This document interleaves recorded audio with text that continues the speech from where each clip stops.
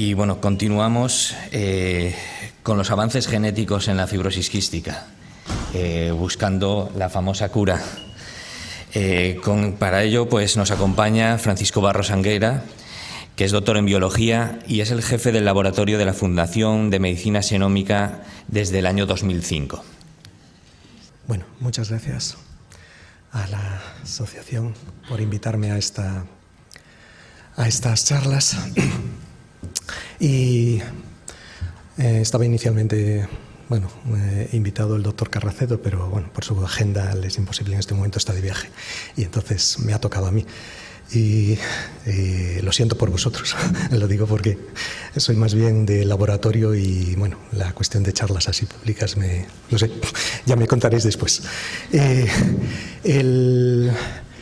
Además el tema es como muy ambicioso, realmente hablar de la cura, con lo cual está claro que no puedo decir nada porque nadie tiene esa cura actualmente.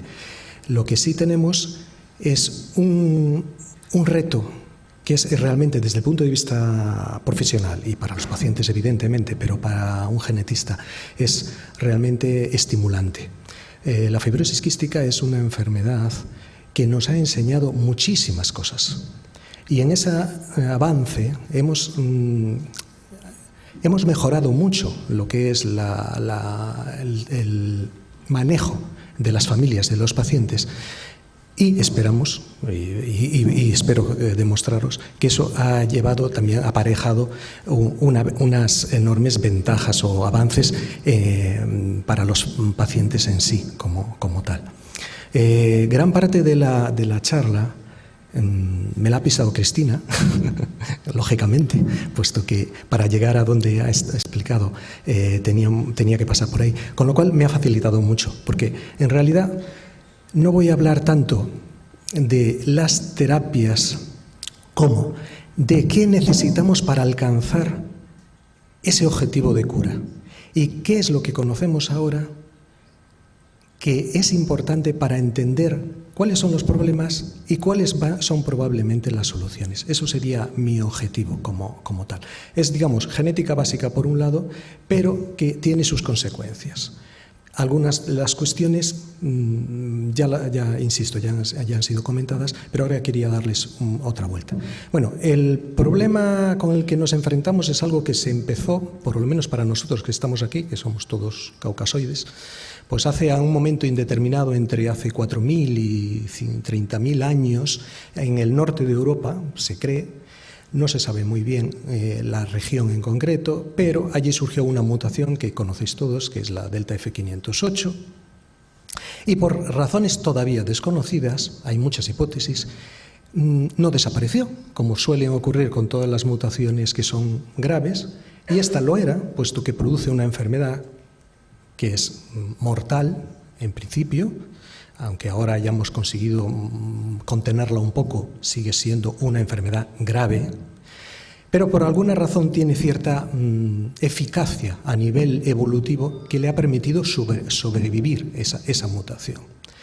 Este es un detalle que parece solamente histórico, pero tiene importancia después a la hora de las cuestiones de lo que va a ser terapia y lo que va a ser intentar pensar que vamos a erradicar o curar la enfermedad.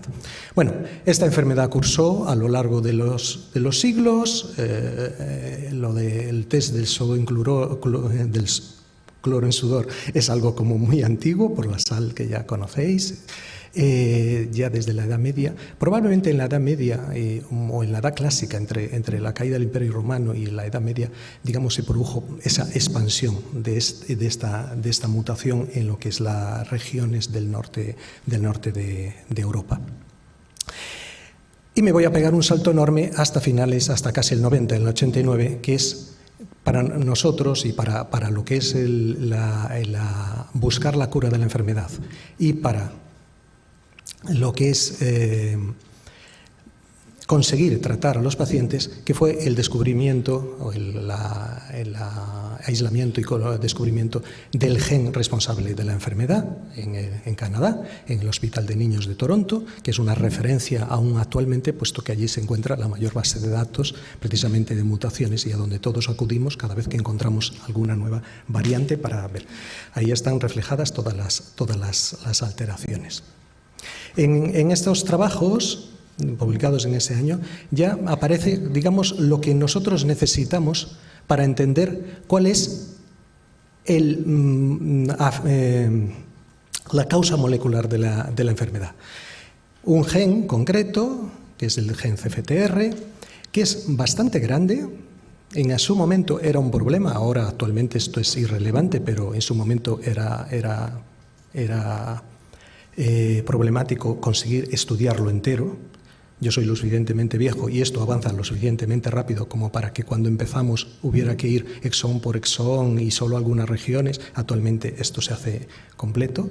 Es una proteína de un peso molecular no muy grande y su función, como bien explicó Cristina, y además con unos gráficos geniales, con lo cual ya queda todo, yo creo que todo el mundo lo tiene bien visualizado en la mente, la función de canal que realiza para la expulsión de las moléculas, de los iones de cloro. Lo que importa de esta proteína realmente es esa función. Esta función requiere de aporte de energía y tiene una serie de dominios en los cuales se encuentra, pues bueno, explica un poquito la forma de trabajar. Al final es una bomba de achique. Y los genetistas o los biólogos tendemos a, digamos, pensar en maquinitas, ¿de acuerdo? Es decir, esto es para nosotros muy claro. Así como otras enfermedades, muchísimas, de hecho la mayoría, no sabemos realmente lo que pasa. De hecho, insisto, la mayoría. Pensad en todas las discapacidades intelectuales, en que hay cientos de genes y que no sabemos absolutamente nada de esas proteínas, aunque nos las hayan descrito y qué es lo que está ocurriendo. Aquí realmente sí sabemos, puesto que es una maquinita. Bien, desde el momento en que tuvimos esto, ya tenemos la primera aproximación y decir, si es una maquinita la voy a reparar. Eso es así de claro. Tenemos que llegar a esto. La investigación básica en este sentido es obviamente el pilar sobre el que se asienta toda posible esperanza de encontrar alguna solución. Bien, esta bomba funciona con gasto de energía y, por supuesto, como toda bomba, puede haber muchos lugares donde puede fallar. Nosotros llamamos fallos, vamos a llamarlo así, a las pequeñas alteraciones en el gen, las mutaciones, las variantes, queremos llamar ahora más bien, que son las que interrumpen, que impiden que esa máquina, que esa bomba de iones de cloro funcione correctamente. Bien, hay un problema con esto y es que las primeras mutaciones, la frecuente, la delta F508, ya apareció en el primer trabajo describiendo el gen, lógicamente, puesto que es la más prevalente y de hecho era lo que los pacientes que tenían allí, pero con el tiempo fuimos descubriendo cada vez más y más mutaciones. Ahora mismo superan las 2000 como tal. Lo digo por el comentario que hacía Cristina también de que las prescripciones, o sea, los medicamentos ahora están para un número muy limitado. Unas pocas decenas nada más de las más de 2000 variantes posibles. Muchas de ellas igual no tienen un defecto muy claro, algunas son variantes con una expresividad muy baja, pero no deja de ser un problema como tal. Por tanto, lo que tenemos es que antes de pensar en cómo vamos a arreglar esas alteraciones, lo que tenemos, y pensad esto, es uno de los pilares que tiene que tener cualquier idea de curar una enfermedad, es ser capaz de detectarlas. Una de las cuestiones que está ahora de actualidad más claras es, cuanto antes se intervenga, mejor va a ser la calidad de vida de ese paciente. Estos medicamentos nuevos se tienen que introducir cuanto antes. Bueno, pues entonces tenemos que detectarlos evidentemente cuanto antes. Esa es la razón desde que hace ya muchos años en muchos países se introdujo el screening neonatal de fibrosis quística. En Galicia somos pioneros en eso, llevamos haciéndolo desde el 2003 como tal. Y eso a lo largo del tiempo nos ha permitido ir haciendo una estadística. Nos faltan aún muchos datos, pero la fundamental es que ya podemos saber más o menos cuál es la tasa de incidencia en Galicia. Tenéis ahí puesto más o menos quizá 1 en 10.000 aproximadamente actualmente. Hay cifras más actualizadas que las pongo más adelante. ¿Cuáles son las mutaciones más frecuentes que aparecen? ¿Y cuál es la tasa de portadores? Que es bastante más baja que la que normalmente se suele decir. Nosotros andamos más cerca del 1 en 50 que de ese 1 en 25 que aparecen en la literatura para caucasoides. Una de las cuestiones fundamentales que os comentaba y que viene a raíz de lo que os comentaba de la delta F508 y su historia evolutiva es que cada población tiene una mayor o menor tasa de estas mutaciones. Es decir, incluso en países, yo que sé, hay estudios por ejemplo, en Francia, recogido por sectores, y se ve que hay diferencias enormes dependiendo de las zonas de Francia en que nos estemos considerando, en cuanto a prevalencia de la enfermedad y en cuanto a la carga de mutaciones que se encuentran en ellos, los distintos tipos. Insisto, eso es importante porque si después vamos a tener que saber cuál es la mutación y tratar en función de la mutación, si no sabemos cuáles son las mutaciones que tenemos, ya no podemos ni empezar como tal. ¿De acuerdo? Bien, como veis, de hecho Galicia dentro de España es una zona, vamos a decirlo así, privilegiada. Tenemos la menor tasa de fibrosis quística de todo el Estado como tal. En ese sentido, pues bastante bien. Curiosamente, por eso también la delta F508 tiene proporcionalmente un poco más alto, ¿de acuerdo? Tenemos más proporción de la misma. Esto es así, aquí tenéis los datos hasta el año pasado y bueno, continuamente se están incorporando un goteo constante de nuevos casos, ¿no? De 1, 2, a veces un año malo 5, pero bueno, 3, 4 casos cada año, 3 casos nuevos el año pasado como tal.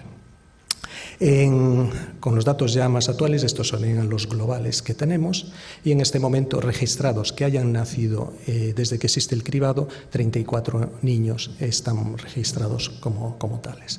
Por supuesto, hay muchos más pacientes que son todos los adultos que son anteriores al cribado, más, porque ahora, bueno, viven, más todas las nuevas incorporaciones de ciudadanos que, digamos, se hayan incorporado a la comunidad.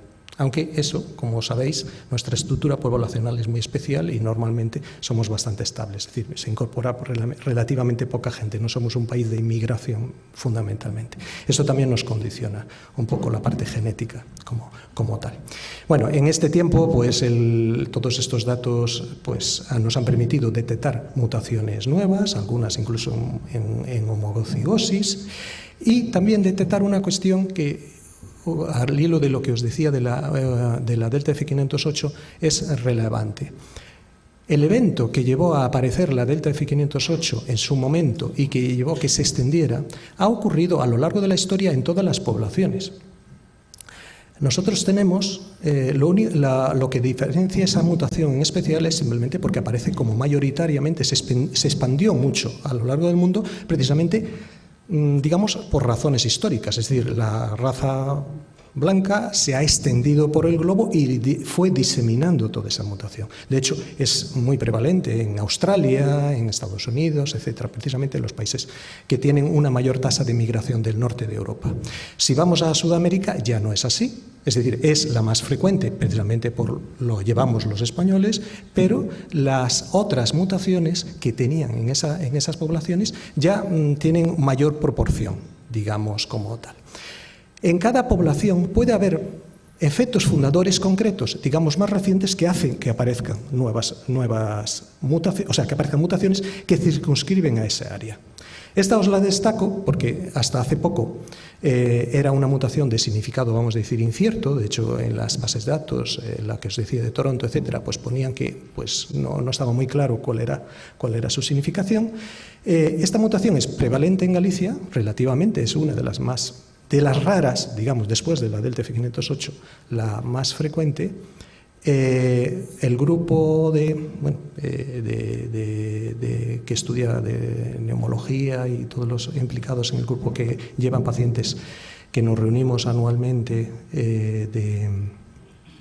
de fibrosis quística, pues la ha estado siguiendo los pacientes durante varios años, y bueno, de este resultado surgió esta publicación, en la cual se ve que no es una mutación en Galicia no tan rara, fuera así, y que además sí que tiene consecuencias como tal. Actualmente, de hecho, si vais a la gran base de datos que es CFTR2, ya veréis que aparece o se registra como mutación causal claramente de fibrosis quística clásica como tal. ¿Qué es interesante? Otro punto que es interesante que os comentaba. Esta mutación fue primeramente descrita en California, indicándose origen hispanic. Bien, todos los datos que nosotros tenemos, y de hecho tenemos analizado un par de pacientes creo que eran de Extremadura, curiosamente todos tienen, digamos, alguna vinculación que conocemos gallega. Es decir, parece que el origen, en este caso, de esta mutación es Galicia, y por eso en este punto es donde más se encuentra. Todos los casos que por lo menos hayamos podido documentar aparentemente tenían un origen gallego o posible origen gallego. No tenemos ningún caso de un inglés que tenga esta mutación, ni de broma, ¿de acuerdo? Eso pasa, insisto, con montones de otras poblaciones. Por ejemplo, en Ecuador hay una mutación muy típica, ya tenéis ahí indicada, es la H609R, que prácticamente describe, o sea, está a igualdad, poblacionalmente está en la mitad de la población perdón, en la mitad no, en la misma proporción que la delta F508 en esa población. El origen tiene que ser allí porque todos los que la tienen son de esa región concreta como tal. Bien, ¿qué implicaciones tiene esto? Una muy clara. Esta mutación, igual que la V232, si vais al screening neonatal inglés, jamás la detectaríais. Esos pacientes pasarían años hasta que descubrieran que tenían una fibrosis quística. En Estados Unidos pasaría igual y en casi cualquier país europeo. Nosotros la detectamos, ¿por qué? Porque evidentemente tenemos un screening neonatal que ya nos hemos preocupado de incorporar todas las mutaciones que sean claramente nuestras. La H609R no la tenemos incluida en nuestro sistema. Es decir, que Ecuador, si quiere tener un buen screening neonatal y descubrir esas mutaciones, tiene que montar su screening. Quiere decir que no podemos incorporar así porque sí, digamos, sistemas o criterios o protocolos externos. Si no nos cuidamos nosotros de tener nosotros los datos, pues va a ser un poco complicado intentar avanzar, en la cura de los pacientes que están aquí como tal. Bien, vamos ahora al efecto. Esta diapositiva o otras parecidas ya os las puso Cristina. Las mutaciones en CFTR, a medida que se van descubriendo, también tienen otra característica. Primero, tienen efectos muy variados. Por supuesto, dependen de dónde, dentro de esa máquina, que es la bomba de achique de iones cloro, depende de dónde hayan caído, efectivamente. No es lo mismo estar en una zona de membrana que en una zona de dominio activo que regula lo que es la expulsión de los canales, etc. Algunas determinan inestabilidad, pero otras mutaciones lo que determinan es que no se forme la proteína, etc. Lo que tenéis, esta diapositiva. ¿Se paró?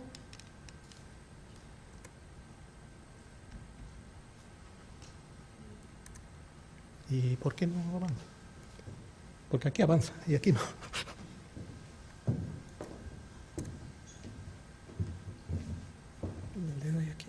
Es así. Se quedó como colgado esto. Ah, es esa. Es como si tardó. Lo siento. Es esta diapositiva, ya os la pusieron antes, Cristina. Lo que se ha visto, o lo que es importante desde el punto de vista del funcionamiento de la molécula de CFTR, es que podemos clasificar según su efecto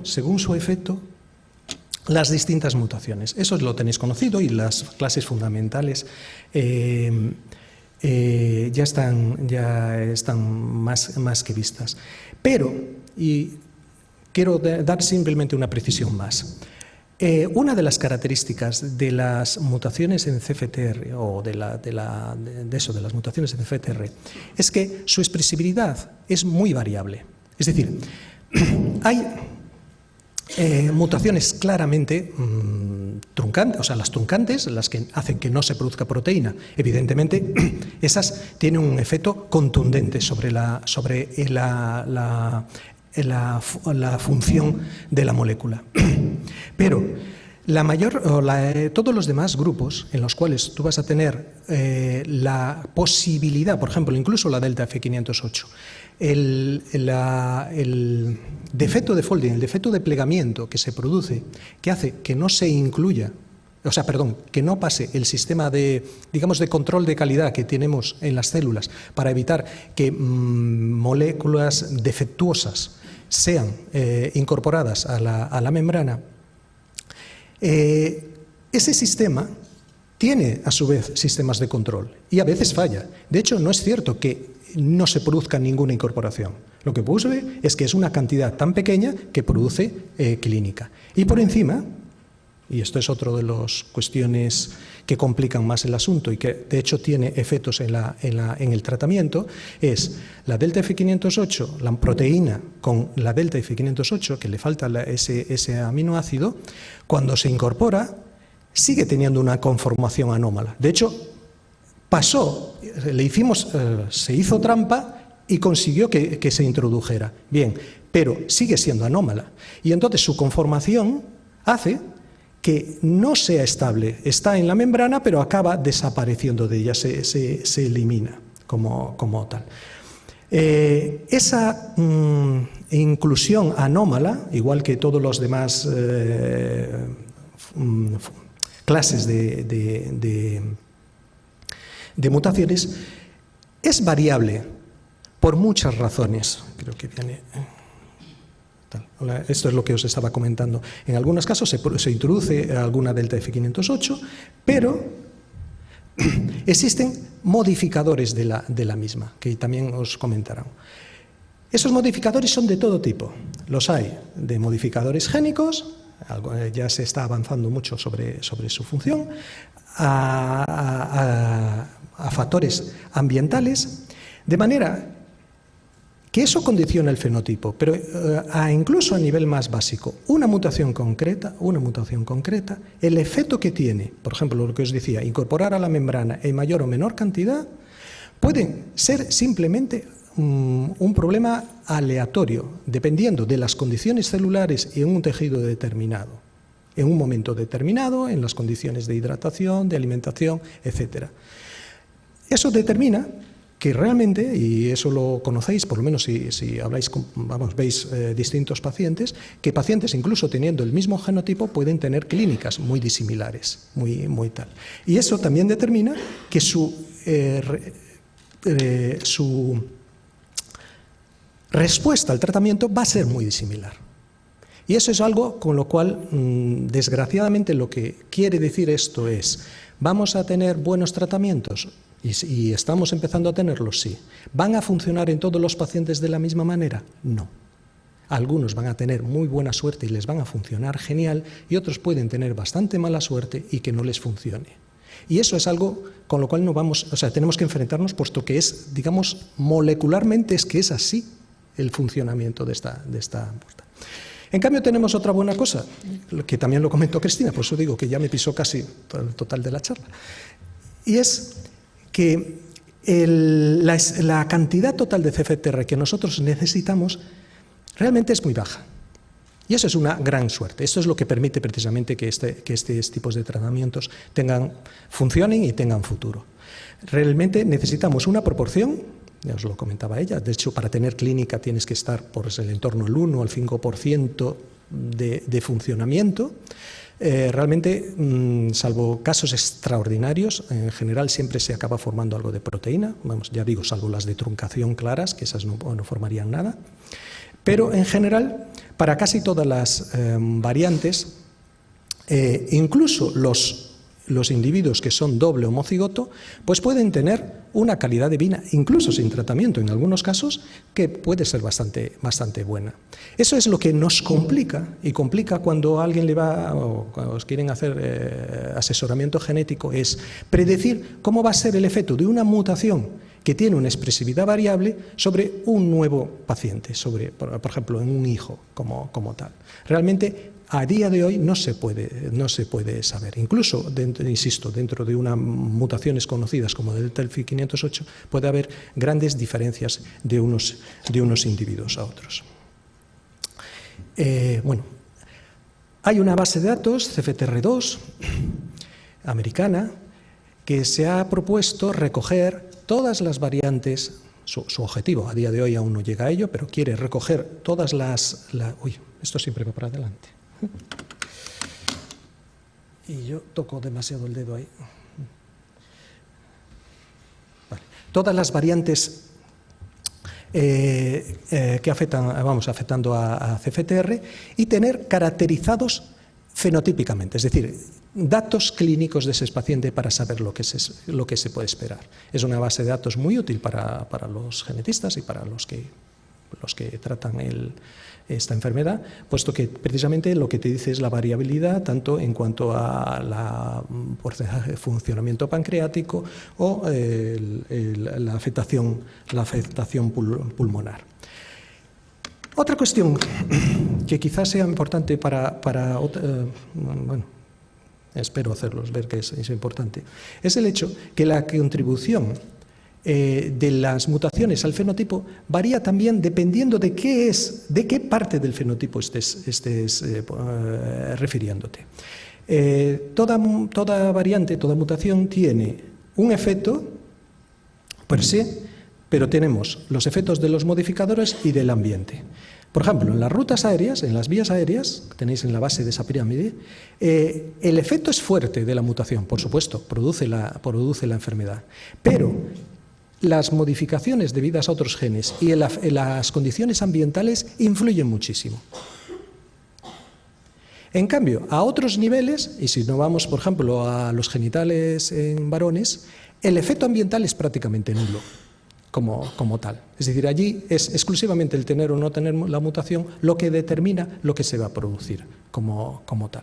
Por tanto, a la hora de ver cuáles serían las modificaciones que nosotros esperamos que vayan a introducir precisamente modulando el CFTR, van a ser diferentes dependiendo de la escala.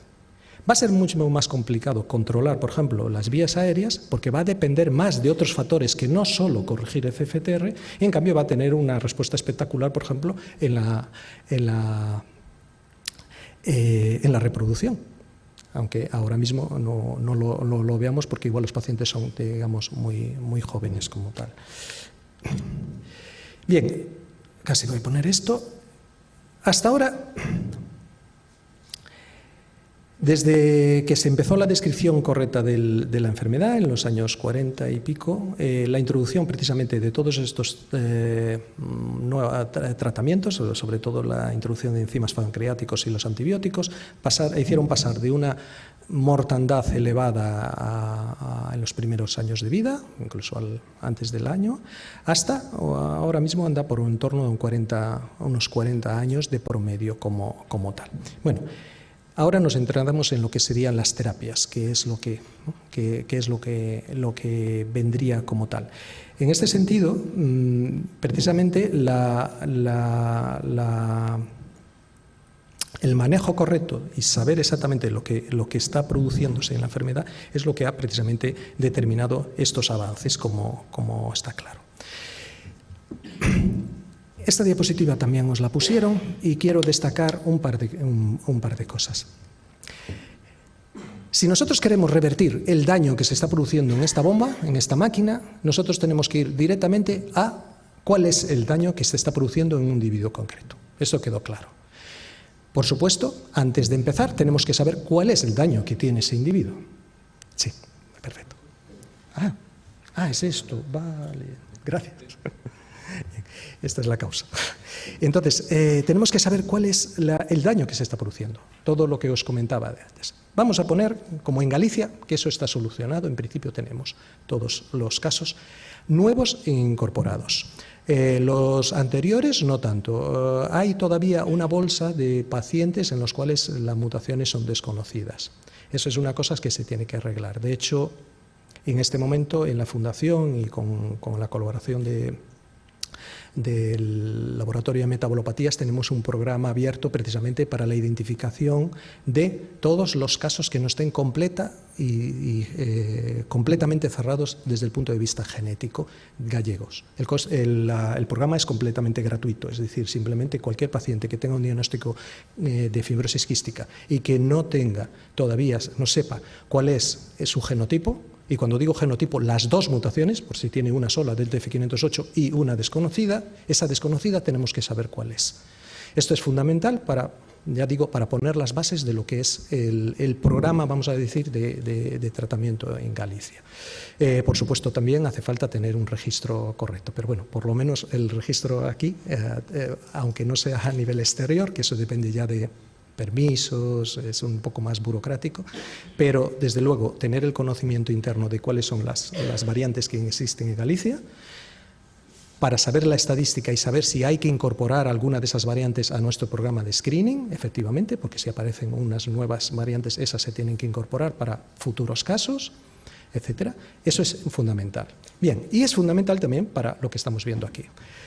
No todas las mutaciones van a tener, digamos, el mismo arreglo. No todas las alteraciones en esa máquina van a tener. La estrategia que a día de hoy se está empezando, que es la estrategia de futuro, son todos los modificadores. Estamos a un nivel, que es el de la proteína. Nosotros tenemos una proteína que no funciona, una máquina que no funciona. No puedo, de hecho no quiero ya, porque está más que dicho, meternos ahora en esos procedimientos. De hecho tengo varias diapositivas pues, y me las voy a saltar. Lo que quiero es que quede claro una cuestión. Esos tratamientos se van directamente a lo que es la modificación de esa bomba, de esa proteína, con distintas estrategias y distintos trucos. ¿Qué ocurre?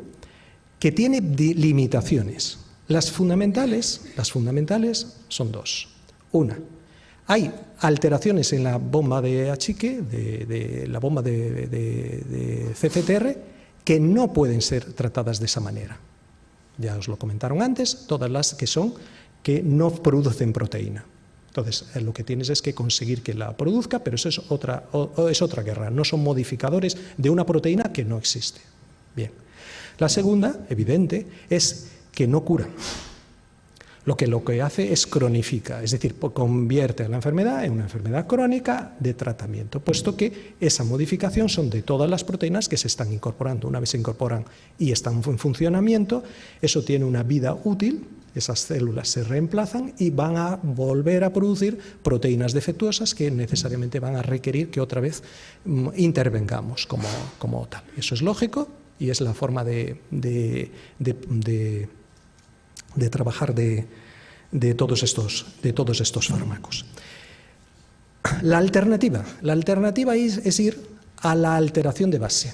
Es decir, si la causa es genética, es decir, lo que tenemos son mutaciones, alteraciones dentro de la secuencia del gen CFTR, lo que tenemos es que ir a esas secuencias y modificar no la proteína, no la consecuencia, sino la causa. Una gran ventaja de esa estrategia, una enorme ventaja de esa estrategia, es que nos da igual cuál sea la mutación, en principio. Nosotros vamos a reparar, digamos, el gen va a ser un gen completamente, entre comillas, nuevo, y a partir de ahí siempre se formarán proteínas correctas, como tal.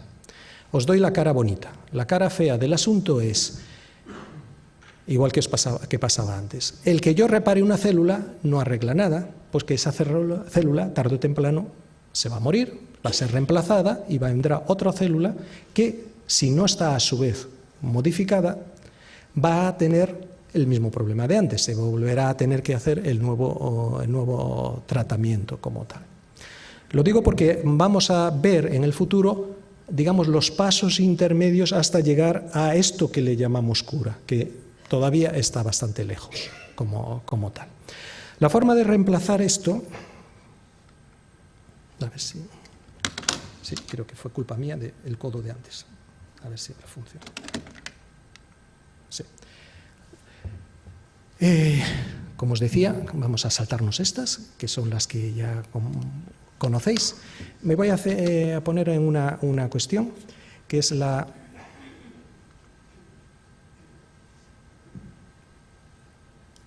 Un poco, esto es... me olvidaba, pero bueno, vuelvo a poner la misma diapositiva de antes, pero ahora implicando el efecto de los moduladores. Esos moduladores van a intentar actuar sobre la proteína CFTR. Lo que ocurre es que el resto de las condiciones seguirán ahí y, por tanto, vamos a tener diferencias en cuanto a respuesta del tratamiento según la que escalas. Tengo mis dudas que cuando se habla en todas partes de por sus consecuencias, yo lo que veo es que tengo siempre una ambigüedad, o sea, hay una ambigüedad en ese comentario. Incluso lo de pagos por respuestas, claro. ¿Respuesta a qué se le llama? Un laboratorio siempre va a tender a medir la respuesta por un parámetro específico, muy concreto, que sabe que su molécula va a funcionar. El paciente evidentemente lo va a medir por otra manera, que es cómo vive en su casa y cómo lleva la enfermedad. Ese es, creo que, el problema político de base, como tal que hay detrás. Porque si lo medimos simplemente porque hubo un cambio pequeño que, por lo que os comentaba antes, sí, el parámetro mejora un 5% y con eso llega de sobra. Sí, llega de sobra, pero hay unos pacientes en que no le funciona en absoluto como tal. Entonces, es muy importante, sobre todo de cara a los pacientes, que eso quede muy claramente definido como tal. Y ya digo, la base es esta. Esto te puede meter gato por liebre de una forma muy clara. Es decir, hay moléculas que efectivamente producen un efecto, pero después su utilidad clínica es nula, porque a los pacientes no contienen ningún beneficio como tal. Como todo esto, vamos a la última diapositiva y con esto aclaro. Tenemos distintas estrategias para lo que sería la terapia, lo que se llama en general terapia génica. La primera, y de hecho ya hay, lo siento pero no me acuerdo el nombre, el Aptor o algo así, es una molécula que es un ARN que se introduce en las células para reemplazar los ARN defectuosos. Sería una estrategia a mitad de camino, es decir, en vez de modificar el ADN, que es la causa, y en vez de modificar la proteína, que es la consecuencia, este ADN forma ARNs que se van a introducir en las proteínas y esos ARNs, que son moléculas más cortitas, nosotros lo que podemos, por algún vector, sea un plásmido o un liposoma, introducirlo en las células como tal. Y entonces, esas células estarían fabricando la proteína correcta. ¿De acuerdo? Tiene exactamente los mismos problemas que los modificadores que os había comentado. Los mismos. Quiere decir, hay que estar continuamente introduciéndolos, su vida media es muy corta, de hecho solo duran en escala de minutos, o sea, 20 minutos, 30 minutos, lo que un ARN se tarda en ser degradado. Por tanto, se tiene que tener una estrategia muy parecida a cualquier otro fármaco. Pero, y por eso se está intentando, este medicamento que os decía ya ha pasado las fase 1 y fase 2, aún no ha entrado en las siguientes, pero por lo menos es seguro y parece ser que funciona in vitro. Tiene una gran ventaja, que tú vas a introducir ARNs buenos. ¿Qué quiere eso decir? Que no te importa cuál es la mutación que haya, que si no produjo ARN, que si produjo un ARN con una mutación, con la otra, con lo que sea. La cuestión es que tú estás introduciendo el ARN correcto y por tanto siempre vas a tener una proteína correcta. Digamos que va a ser una especie de medicamento pero universal. En ese sentido va a hacer que no sea independiente de la, digamos, mutación que tenga un paciente. O por lo menos eso es lo que se espera. Ya se verá cuando empiecen con los ensayos, después de ver de su funcionamiento como tal. Pero eso sigue siendo una etapa intermedia, insisto, eso no es cura. La siguiente fase sería lo que llamamos ya directamente, esencialmente, terapia génica. La terapia génica siempre pensamos en introducir un gen dentro del genoma humano y aquí entran dos cuestiones. Primero tenemos que identificar el gen, en este caso está. El problema son los vectores, es decir, cómo nosotros metemos las distintas moléculas dentro de las células. Hay distintos procedimientos. Ese es un tema que empezó hace ya muchos años y ha quedado mucho tiempo parado precisamente por los efectos que conlleva. En cierto modo son peligrosos, en algunos casos introdujeron por producir cáncer, etcétera, que ha hecho que se fuera, digamos que aquí la industria va con pies de plomo porque tiene bastantes potenciales peligros. Ahora ya se introducen sistemas mucho más claros. Es un sistema de adición. A su vez, esta idea tiene sus problemas, y es que en realidad tú no estás sustituyendo, tú tienes tu genoma normal y estás metiendo más genes normales, tu genoma con la mutación, y estás metiendo más genes normales. Bien, eso normalmente, por lo que se ve en la práctica, es que esas inclusiones, que son aleatorias, o más o menos aleatorias, son bastante inestables. Es decir, el gen se acaba perdiendo en sucesivas divisiones celulares. Entonces, aunque es una forma que se está ensayando, y de hecho ya se ha probado en distintos modelos, digamos, animales como tal, no es una cuestión que probablemente tenga tanto futuro como lo que ha aparecido recientemente, que es la edición, que igual habéis visto mucho y que está muy de moda, etcétera. Me parece que sería esto tal. En la edición no se trata de un sistema de adición de genes a lo loco dentro del genoma. Se trata de coger, pinzar directamente el gen que tú quieres, y es más, la mutación directa que tú quieres, y editarla. Con editarla, lo que se entiende es introducir otro trozo de ADN junto en el mismo evento, en el mismo tratamiento, introducir el trozo de ADN correcto para que esa zona donde se ha introducido, digamos, la tijera, que es este sistema CRISPR, introducir la cadena correcta, o sea, que se copie esa cadena correcta, de manera que se repara. Sería exactamente lo que llamamos, se llama así, edición, una corrección de un texto, de manera que tu texto ahora pasa a ser completamente limpio, sin fallos, como tal. Eso ya se está utilizando, y de hecho con éxito, en cáncer. Y estos nuevos tratamientos se están poniendo.